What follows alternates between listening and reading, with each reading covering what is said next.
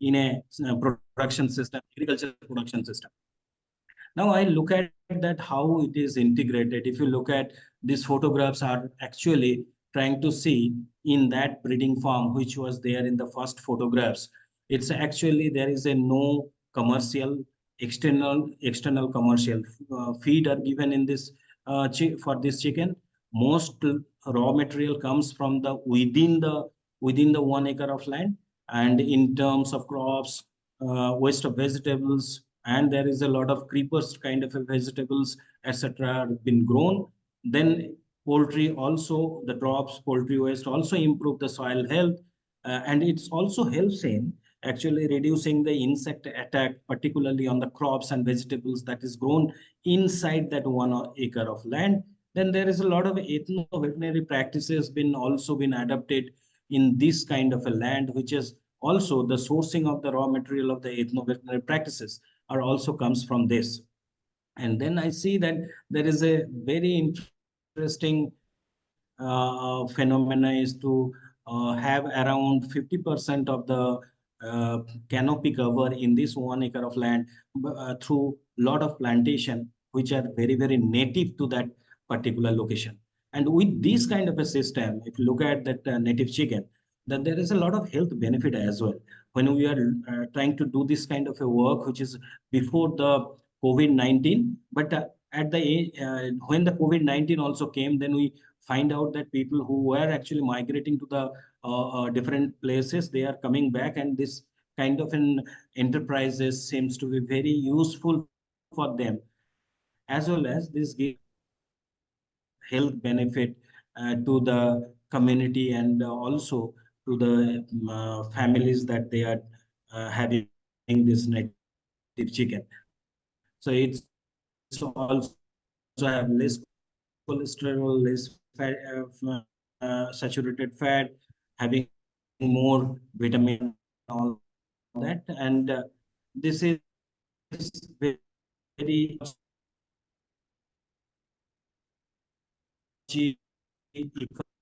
economy and Dr. Sabyasachi, we are starting to lose you a little bit. Are you able to see if you can stabilize your connection?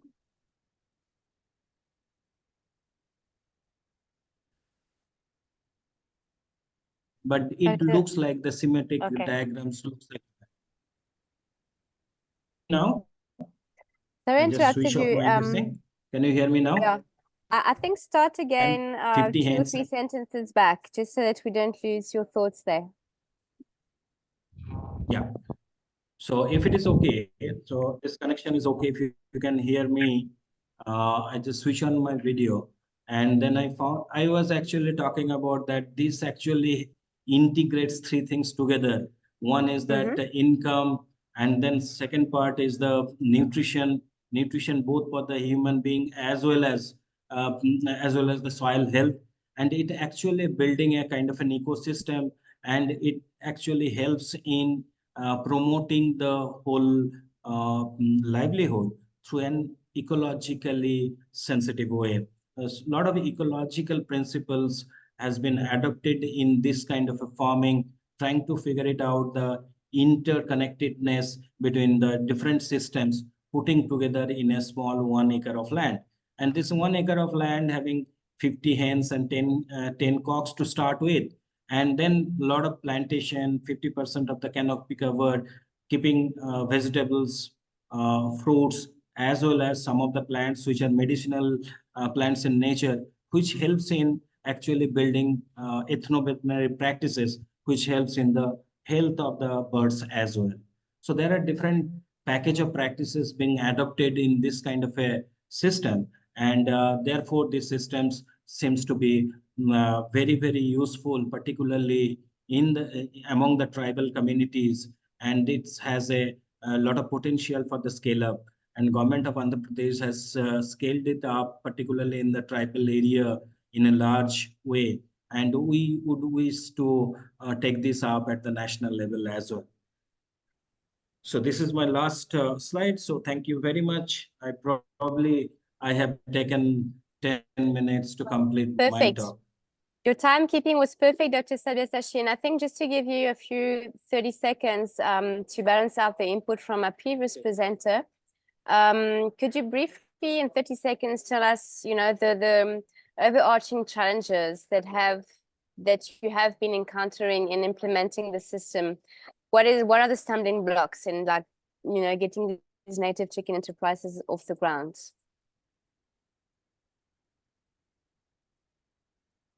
So first stumbling block was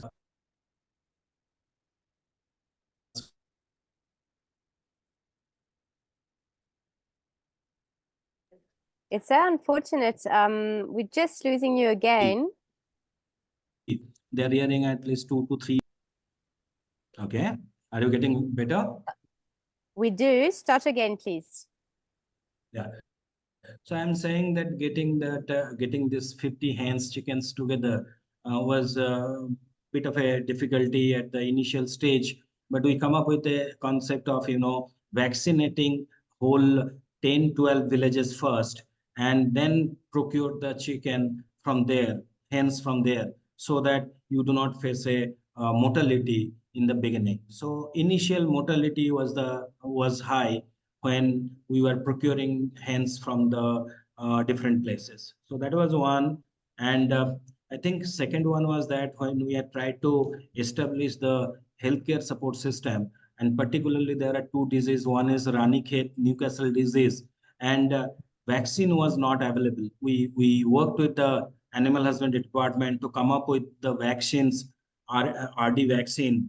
And once we started receiving RD vaccine from the government, then we have actually got a lot of success, and the challenges of the mortality has reduced drastically, and we found that in that entire village, the mortality has reduced drastically, and the birds population has increased by 5 folds in 2 years of time.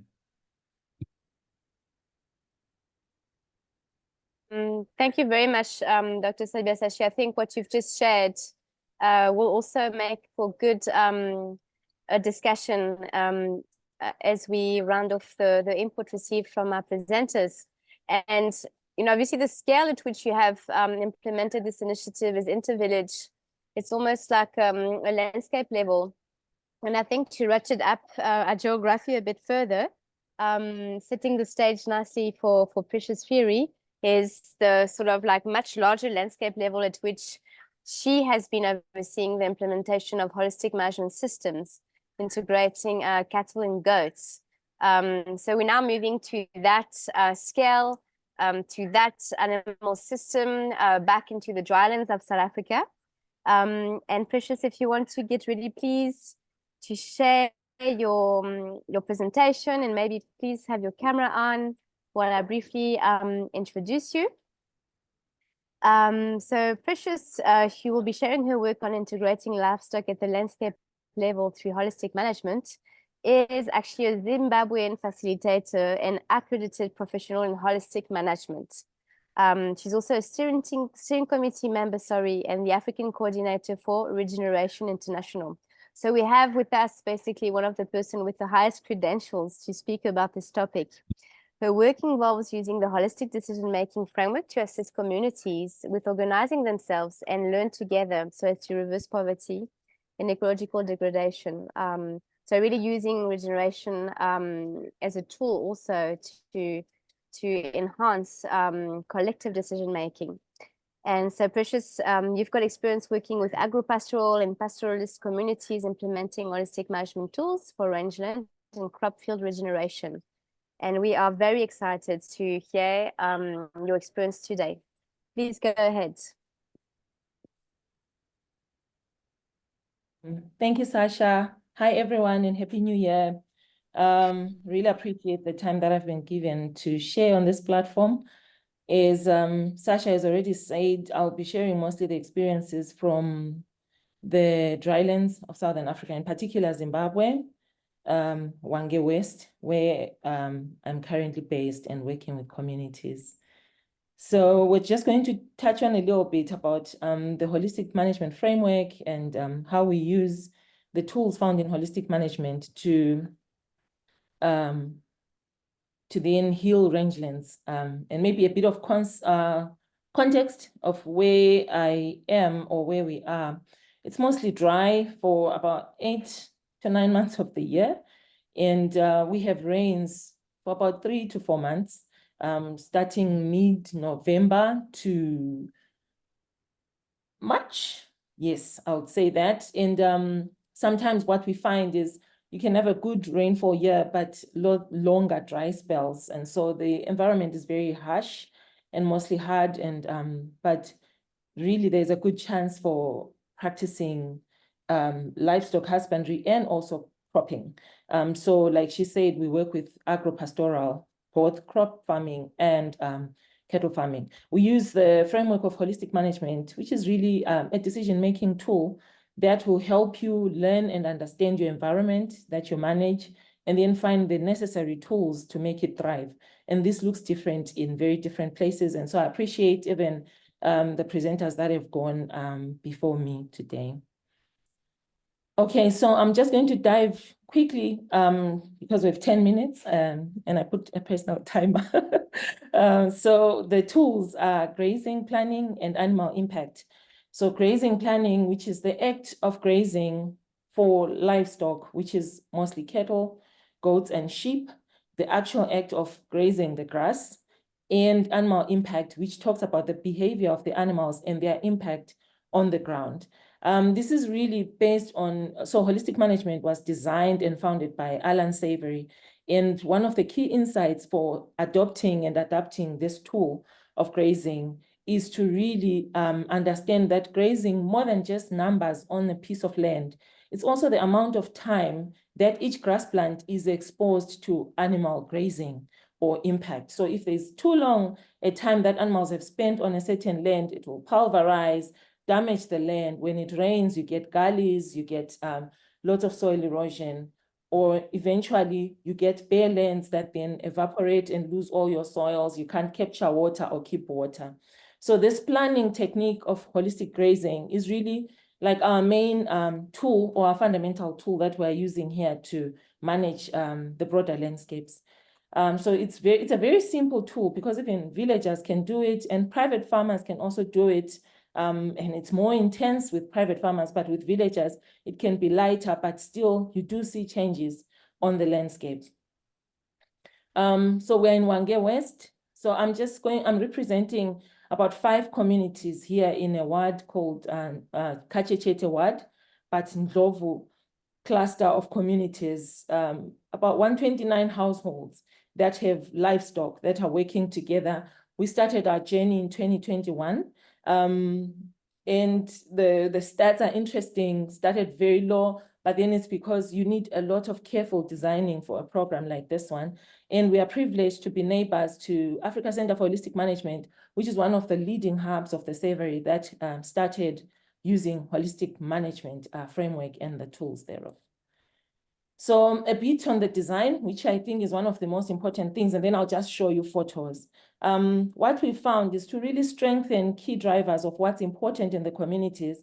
So when you talk about healing the broader landscapes, it's probably more important to talk about the livestock or the tool that is being used so that it's productive and farmers don't lose both livestock and landscape, but also to realize that for us to use well-managed livestock to bring back ecological diversity, bring in economic and social stability as well to the community, you need a lot of pieces working together, from seed and food systems, but everything that keeps and binds everyone together is social strengthening. So this is continuously ongoing in the design so that we're resilient. In the end, the idea is to have the landscape being resilient both in the non-growing season. Here on your left, you can see a photo, it's dry, but you barely see any soil. So when it rains, that soil can capture water. And also to realize that these communities are living in the buffers of national parks. And so these are elephants, and then a rangeland that is well managed in the growing season. So The bigger picture is the landscape level regeneration. We have teams where we get information from vet and paravets to manage livestock health for a thriving landscape, which goes down to all communities. For now, we're managing about 680 cattle from communities in the 5 villages. And that's a lot of social organization that would bring you to this place. And here are some few results of photos showing 2022 to 23 growing season of a poorly managed grazing area. You can see how much grass these guys grew here, where they hadn't incorporated the management technique. And then on the other side, the left side, you can see how much grass they actually grew. It totally speaks for itself, and it's amazing to then take communities to the ground. In the non-growing season or your dry season, you can still see a difference. There is a reserve for longer dry spells. And part of it is, I think we're now on a stage of talking about how we bring that landscape management to then impact our croplands. We have sandy soils, which are very difficult to crop and farm. But without a good grassland, there is no manure for animals to bring to the crows.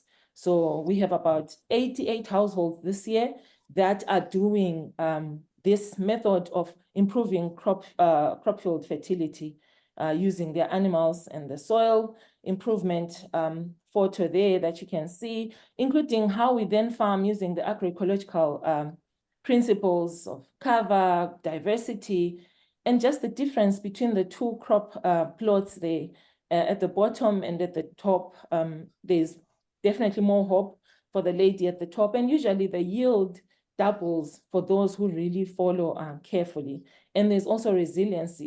In case other crops fail, you can win with others. I know most of us here are really, really good with seed and food systems, but we always keep the bigger picture of the broader landscape management will bring you to this abundance of having diversity of seeds. And we currently have 5 seed banks that we initiated by beginning of this growing season. So we're just really keeping our fingers crossed that we'll start to multiply more and more seeds as we've been inspired also by others in this network. We continuously join others. This is just scanning through.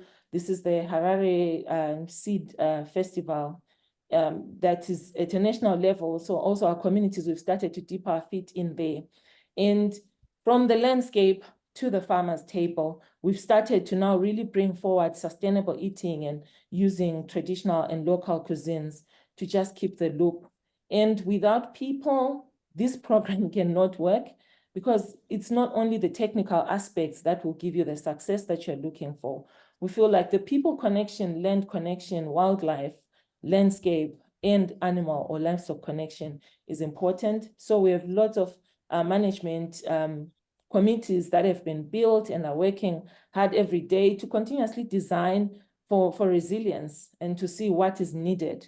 Sometimes to celebrate efforts and communicate further and broader beyond just the 276 households.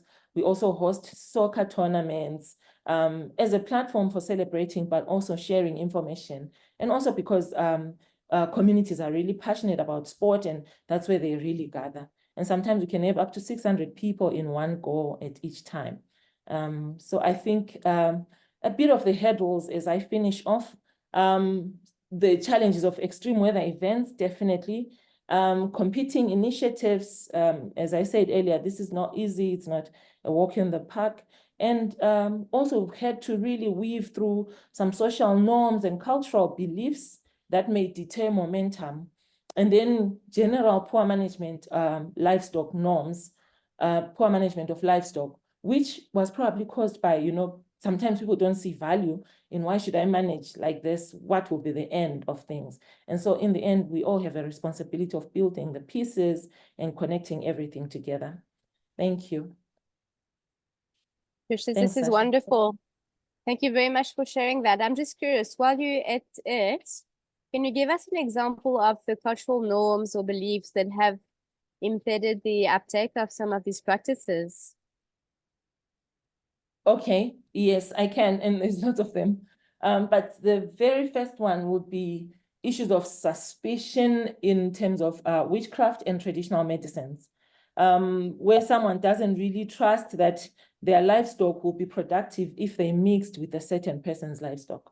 Especially when it comes to, bringing your livestock back to the kraals, because they crawl in groups of 8. Each farmer here has about 6 to 8 cattle. But like for you to have a herd of 60, you have to be 10 households.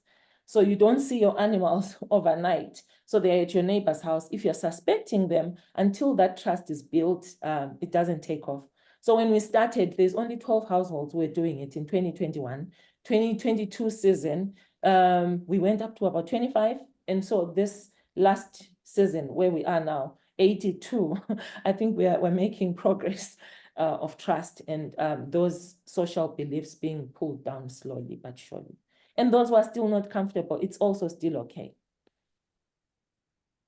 Thank you for that. It's very insightful. I find that one of the often, the critique of the Green Revolution construct is that it has taken knowledge away from farmers in terms of ancestral knowledge around soil fertility management, but it has also taken away trust and solidarity between farmers. So agroecological systems help with healing those elements as well of building the human linkages again. Thank you for sharing that example. And in so doing, you have actually responded to one of the questions in the chat box for your attention from Peter, who was asking you about whether the cattle was being crawled together at some stage. So you please feel welcome to elaborate further in the chat box. I want to really thank our 3 speakers for this incredible knowledge being shared on very specialized systems. And I'm sure people are taking a lot away from this. We want to acknowledge also the fact that what's being shared is very specific to some specific agroecosystems in the drylands of Africa and also in India, although we are seeing similarity between small-scale poultry systems between the Indian subcontinent and Africa. I'm wondering if there's perhaps a colleague from West Africa who wants to also discuss, the different contexts in which some of the productive systems, animal systems are running there, because we are very cognizant of the fact that what's being presented here, especially in terms of holistic management, is very different from the productive context of West or Central Africa. So maybe if someone from that part of the continent, because we like to make sure that we are geographically representative, wants to share any insights, that would be great. And while you get ready to do so, Charles, should we bring up survey, a quick little poll where we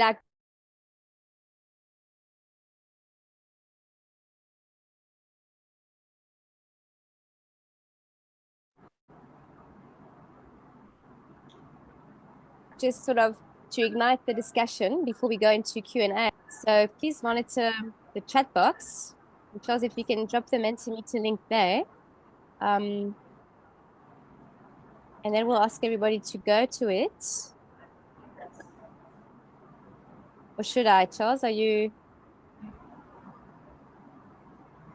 able to? Yes, Great. I've got the questions, the French and English in the chat, but just to emphasize your point that people need to use the link. So I'll share the link once more. So people just click there and submit their responses. Okay, so go there and we will see everybody's response appearing on the screen just now as Charles shares the results. We're asking you to come up with a key concept or words, that speak to the biggest challenges you're encountering when it comes to integrating animal systems into your agri-ecosystems. So we'll give this process 15, 20 seconds.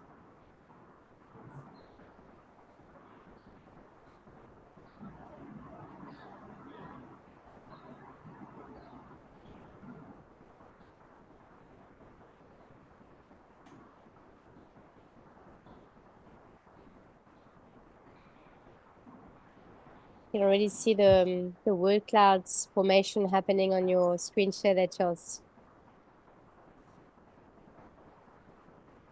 what I've already seen appearing in the chat box were questions around, limiting external inputs, be it for aquaculture, be it for the poultry systems. And there was quite a few interesting responses coming up there. And I think it's inherently one of our biggest sort of priorities is to limit external inputs coming onto the farm and managing this inherently within the living organism that is the farm.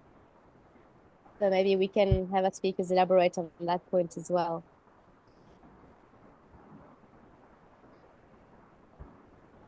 Okay, so there's a picture emerging. The welfare aspect, a very, very important dimension in our context. Our animals living and being reared is naturally, as can be, honoring their requirements for roaming, ranging, scratching, the shelter requirements. I think this is definitely a big one. Lack of knowledge, per se, on, I suppose, agroecological management of livestock. I think disease is one of them. And there was a question for your attention, Dr. Sashi, in the chat box around the management of Newcastle disease for the poultry. You mentioned large vaccination campaigns. From an organic agroecological perspective, our producers prefer not to vaccinate unless it is a requirement by the states. But other than that, we like to circumnavigate vaccination. So how do we get around that? Your insights on this would be interesting. Fencing is an issue. How do you keep your animals in or out? Low quality grazing and secure land tenure. Lack of photo availability, what can be done about that? And maybe, Precious, you can speak to this element in terms of whether, cattle get supplemented at all within the holistic management system. And overgrazing being the other dimension to it. So I think this is an interesting picture. I think I'm going to invite each of our speakers to just, as you see these issues arise, just share some additional insight, bouncing off the questions in your chat box. I'll give you sort of 4 minutes each. Should we do it like that? Precious, would you like to bounce off with some of the things that are appearing to, and maybe sort of comment further on what was in the chat box? Sorry, can you please rephrase the question that you just asked me, Sasha, on supplementation? I can't. Yeah, no, I'm just sure. I'm bouncing off the visuals that I'm seeing on the screen, the word cloud, and obviously the people that are manifesting as important challenges to this integration. And there was something about lack of access to feeds, and I think it might beg the question whether in holistic management systems there's any supplementation happening, whether access to feeds is required, is done, and yeah, obviously you are meant to contain erosion. So if that is, obviously concretizing with your observed practice there. Okay, no, thanks. I like that question because I think it depends on what the context of this farmer is. That's one, for sure. And two, I don't think we can say there's this that's allowed and this that's not. Because I feel like when you're starting this work, most of it is transitional work. So what sort of small steps do you take until you are, if you were feeding, if you're giving supplementary feeding, you can't just cut off and stop because you have to, first of all, work with your landscape so that it's able to carry your animals naturally. It's the same with dipping or vet supplies. You eventually transition to lesser and lesser costs and inputs. The idea is to use all your locally available resources, but the idea is to transition small steps towards being independent of needing supplementary or GMO or, because there's lots of things that are happening in livestock husbandry. But I'm also seeing that especially when you're working with farmers, one of the most important things is the livestock population, age groups, and hardiness. How applicable are they for that particular landscape? Because they have to be naturally adapted, but also you can improve your breeds so that they are meaty and you can still access the market. So I think it's a lot of pieces together, but the idea is to eventually transition off dependency on spending a lot of money for your farming enterprise, even if you're a smallholder farmer. Thank you, Precious. And while we have you there, there's a question from Valence in the chat box, conversely asking you whether you have observed any benefits to the local biodiversity and ecosystem services as a result of the holistic management practice. Yes, and these things can be over time, but usually at first growing season, if you really moved and left some grazing areas to recover, you grow grass and weeds and some things that animals can graze on and keep your land covered from just the very first season. And then over time, you can then now start to improve the actual type of grasses and the quality thereof for your animals. And then I think in the longer term now, you're also doing underground recharge for boreholes so that you don't have drying boreholes and eventually bring back springs. Thank you very much, Precious. I'm sure we'll be coming back to you. We've got just over 20 minutes left for our webinar. I would like now to move on to Stephen, please. And Stephen, to ask you to further elaborate perhaps on some of the questions that were asked, addressed to you in the chat box. I see you provided some nice responses. Do you want to also elaborate on these and also bounce off some of the challenges you see emerging in the word cloud, and just, pick one or two that you feel you would like to comment on? Thanks so much, Sasha. So I had responded in the chat box.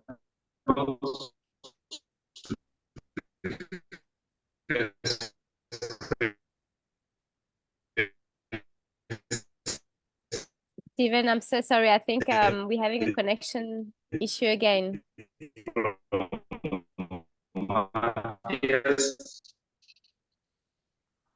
Charles, can you confirm connection is bad on Stephen's side? You're speaking about do the project on sales. Stephen, if you can type in the chat, that will be great. Or try logging in with a better connection. Yeah. I think please refresh the network and come back, because it worked earlier and we would love to get your input, but the sound was really not working. We'll come back to you, Stephen, on this. Can we ask Dr.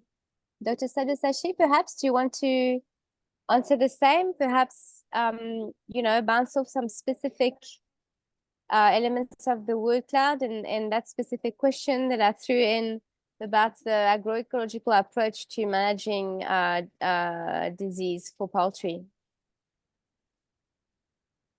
Yeah. So I think, yeah.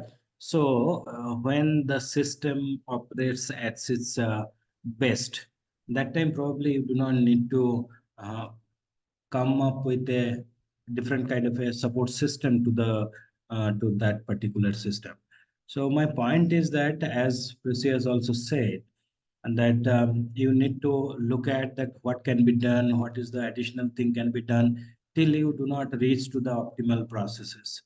And in this model that we have shared, we try to see that what naturally can be grown, what locally can be grown, and then what can be grown in that particular 1 hectare of land. If you probably need to provide some of the supplementary feeding, and if the the raw material of the supplementary feeds also comes from your that 1 acre of land, that is the design in our case, and then you bring in all these vitamins, protein, and the carbohydrate, and design in such a way that it comes from that particular land. So very locally, not only in the local area, but very locally in that particular farm. So I think that helps in recycling a lot of things. Say, for example, we, instead of looking at VSFL, we try to look at that how naturally we can grow some of the insect and etc. very naturally, putting some kind of a farmyard manure, which helps in regeneration of a lot of insects, and that helps in chicken to get the protein. Similarly, We also see that there is a lot of vegetables been put into this 1 acre of land that helps in providing the shade to the birds. You know, in Africa as well as in India, there are several regions where the temperatures goes above 40, 45, and creating an environment of having small nets, natural nest, having shade from the creepers vegetables and putting a lot of canopy cover that helps birds to be good during the good health condition during the hot summer, so they take rest there. And I think these are the practices that helps each of the production system together. That is the critical how birds helps in vegetable production and all this, and then also look that other production systems helps birds to get their feed and all that. Primarily, I'm talking about how best you are managing the forage area is the key to sustain and getting a greater profit from this enterprise. So I'll stop here now, and then probably will be waiting for some of the other questions to come in. But I agree that you probably need to have initial vaccination, because I have seen the villages, they have lost 95% of the birds due to only two diseases. One is that Newcastle disease, another is the fowl pox. And if you initiate vaccination in the initial years, and then you see that how your system has been built within this, how ethno-veterinary practices in some of the time you are doing it, how cleanliness has been maintained within the shelter, night shelter, etc. Then probably at later stage of time, probably 5 years down the time, you do not need to be worried too much about the vaccination. But I find that from the experiences, initial few years, vaccination, systematic vaccination will be very critical to maintain a good flock size and actually creating confidence among the community. Thank you. Yeah, I think that's a critical point. Thank you. Basically, while your agroecosystem is busy building its resilience and building its diversity, basically, you might be bringing in animals with a low immune system because they haven't benefited from the diversity of nutrition that you're still perhaps building. So I think I'm getting your point there, and perhaps the system can progressively transition to the vaccination-free paradigm once the resilience in the diversity and the nutrition is established. So I think that makes for an interesting construct. I don't know if we have Stephen back online. I'm trying to see if he's there. Charles, did you readmit Stephen perhaps? Stephen, are you there? I'm so sorry, Stephen seems to be having some network issues in joining us today. I would like to invite people to please put a hand up if they wish to now ask a question directly to our speakers. I think I saw a comment from Sanjoy. You were saying you wanted to narrate your ideas on agroecological integration. So if you want to briefly share some input there, you would be most welcome.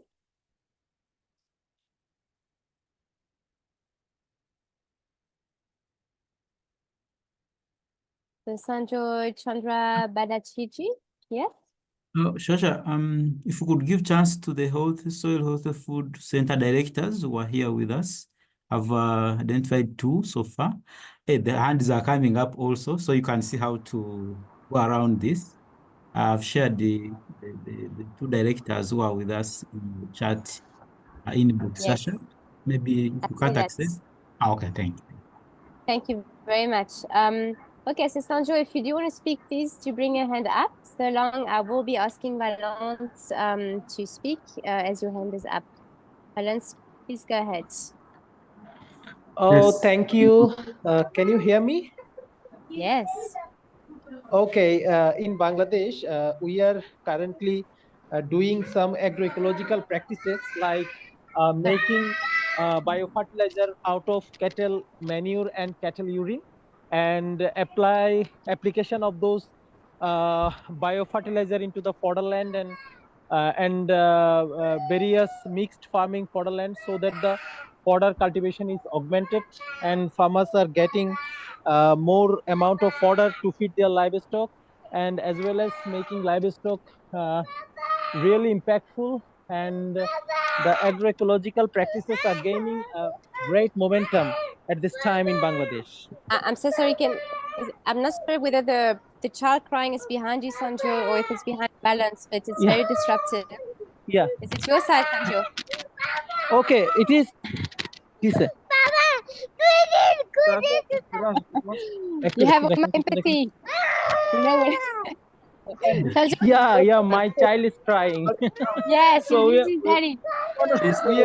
we are about to go for a walk, a brief walk, but in the meantime, so okay, I'd be happy to let you know it further in the next time. But it is mostly that the making of biofertilizer out of cattle manure and cattle urine. I don't know that any of you can do this, can practice this in your homeland, but I am trying to integrate it with my existing situation, so that the livestock technology and livestock production would be augmented to benefit the rural farmers actually.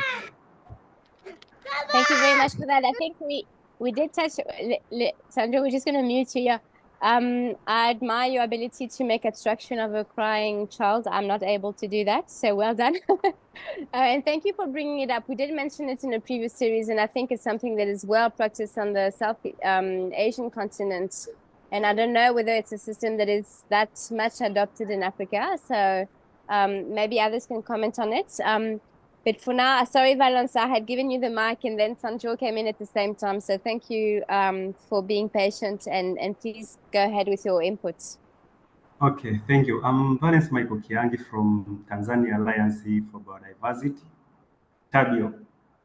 I would like to ask on what are key issues to consider for farmers when in the transition periods from conventional to agroecological livestock management practices. Thank you. Valence, are you addressing this question to any of our speakers specifically? So I would like to ask someone, Mrs. Phil. It's either Stephen or Dr. Sabasanji. Okay, it's fine. From either speaker. So your Anyone. specific, yeah, your Anyone. specific question is the conversion requirements, or sort of some insights on from the conversion from conventional to agroecological systems, and what specific aspect is it that you wanted to comment on? Myself, I'm not sure I got it. Sorry. I'm asking the key issues to consider during the transition period from conventional to agroecological livestock management practices. How? Can I respond, Sasha? Yes, please go ahead, and I think we can invite Precious to comment on that as well. Yeah, very quickly, the struggle for the transition towards agroecology is to lack of support system available to the farming community.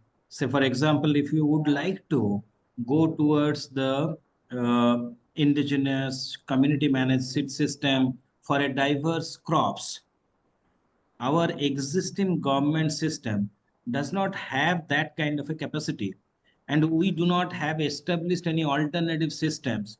There are few, I know that some of us are doing, some of you are doing, but it is not into that scale. And that is the major challenge. The way that the green revolution was framed, you have all the support system been made ready before the green revolution, particularly India. the hybrids, the fertilizer, the chemicals, every support and the high level of mechanization, tractors and all that, and also financing all these things were available to make the green revolution successful. But when after adopting green revolution for more than 50 years or so, then if we want to transit from towards the agroecology, we need to create certain systems, support systems that helps make the transition easy for the farmers. So probably some of the seed support system needs to be developed. The kind of a we call it as a bioresource centers by which people can actually collect and then utilize, take up some practices which helps in agroecological transformation.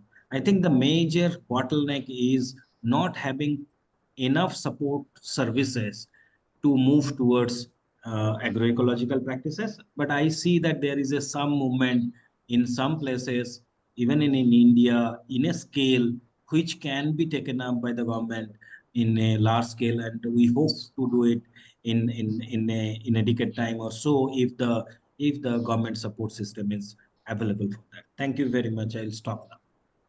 Thank you. Precious, did you want to comment on this? Also, I would like. Yeah, I wanted to add something to Doctor, or to ask. Okay.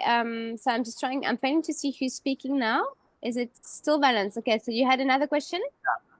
Yeah. Okay, go ahead. In issue of climate change, most of farmers have a big head, and I would like to ask you, how does the integration of livestock contribute to resilience of agroecological system in the face of climate change and other environmental stressors?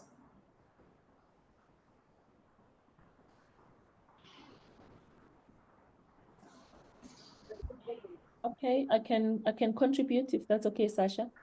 Please go ahead. Yes, go ahead, Precious. All right. Maybe is it okay if I touch a bit on the previous question? I'll just add one point and then go to the next one. Please Okay. go ahead.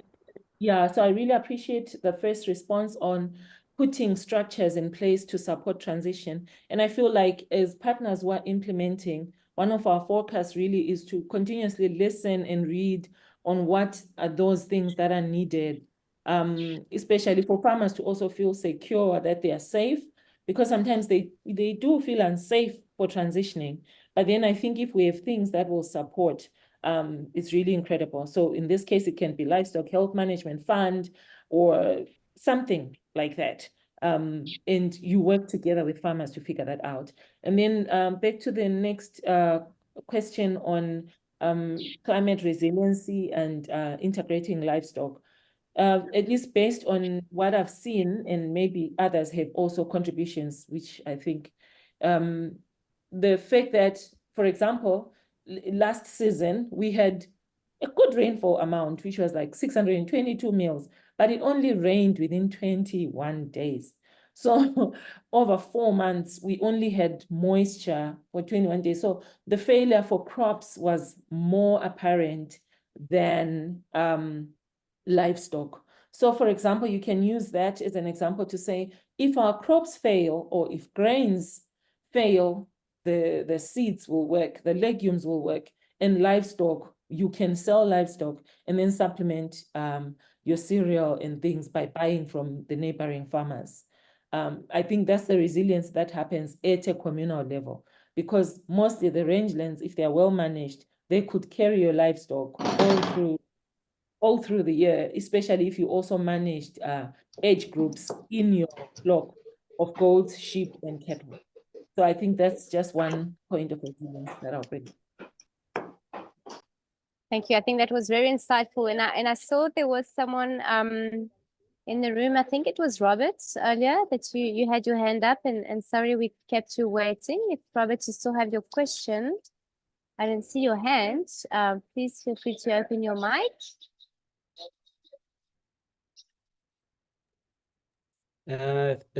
Thank you, Sasha. My name is Robert Mugenyi from Uganda.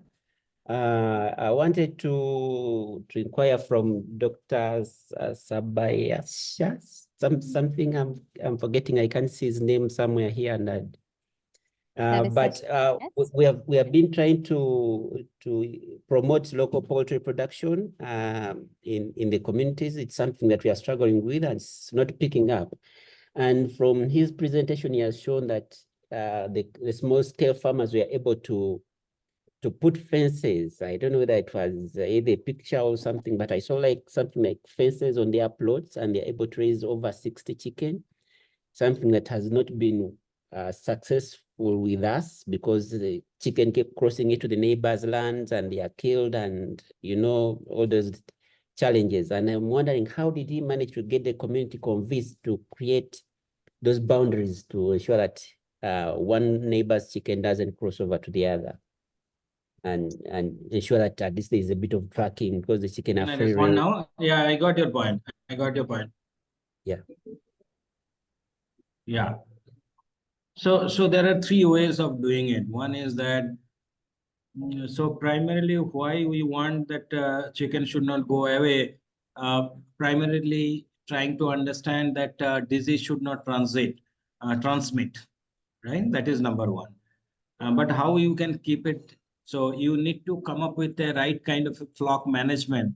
And when I'm talking about 1 acre of land and need to be fenced, 1 acre of land, there will be enough running space or enough area for managing the forage, but you still need a bit of a protection.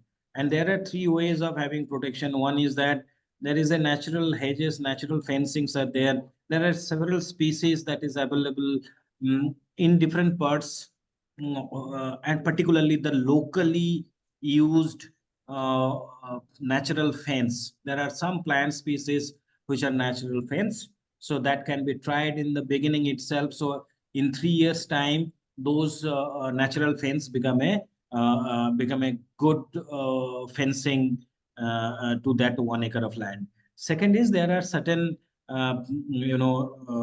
local practices people used to do, even if it is not about the farm. They used to take up a bit of a fence of their home. Sometimes they use bamboo, sometimes some other sticks, sometimes even cotton stick was also put together, and there are some grasses also which is put together. So there are some local practices available based on the local resources, where mechanically they put it together, but material is the natural material. So this is the second one. Third one is that you put up some fence, nets. It can be the fish net also. I have seen that several of our they have put together fish net to protect from two things. One is the snakes, and second is that some of because these are the forest fringe area. Sometimes you have jungle cat and etc. comes in. So those fencing, even if nets, pigeon nets, etc., will be very, very useful. And one kind of a barriers, you can protect both from predators, which is nearby to the forest, so you need to protect a bit. And then also if your birds, then this is about enterprises, right, where 50 hens are there. And it is not about that every household have a 50. So our model is 50 hens, one, and then rest of the households manage 5 hen unit throughout the year. That gives a considerable income, 5 hen unit only. So this is the way that I will try to design it, and then see that at least the breeding farm, the hens are managed in that 1 acre of land by using a lot of practices which helps in foraging. Thank you. Thank you. That was the most comprehensive response, I think. I trust, Robert, that you're satisfied with that. We are approaching the end of our webinar. I can just see gratefully that Stephen has managed to respond to some of the questions that were addressed to him in the chat box, although he's not online. I'm sharing now the link to our webinar series. People were asking, where can we access all those great resources? So the link to this webinar, as well as all the previous webinars of the HSHF series is here. You can freely access them. And whichever questions might still be outstanding, we will be capturing a consolidated response from our speakers, and this will be incorporated into the booklet that AFSA and Sky are having written, and that will consolidate all the knowledge being captured in this webinar. I'm briefly going to be sharing my screen to make sure that people diarize the date of our next session, which will be taking place in 2 weeks' time. On the 26th of January, we will be now moving towards the policy in the advocacy space to look at how we can leverage some savvy techniques and experiences to promote and advocate policy shifts in the favor of healthy soils. So please diarize this exciting session ahead of us. In parting, I would like to really address a warm thank you to the extremely articulate and deeply knowledgeable speakers we had lined up for today. Well done also to AFSA and Sky for thinking up and conceptualizing this series. It's been a lot of work, preparatory work put into this session, as well as all the others. I think it would be in order that perhaps a member of the network closes officially this session. Mr. Chris Makolo, I don't know if you all ears with us, if perhaps you could formally close the session for us so that we don't hear only my voice.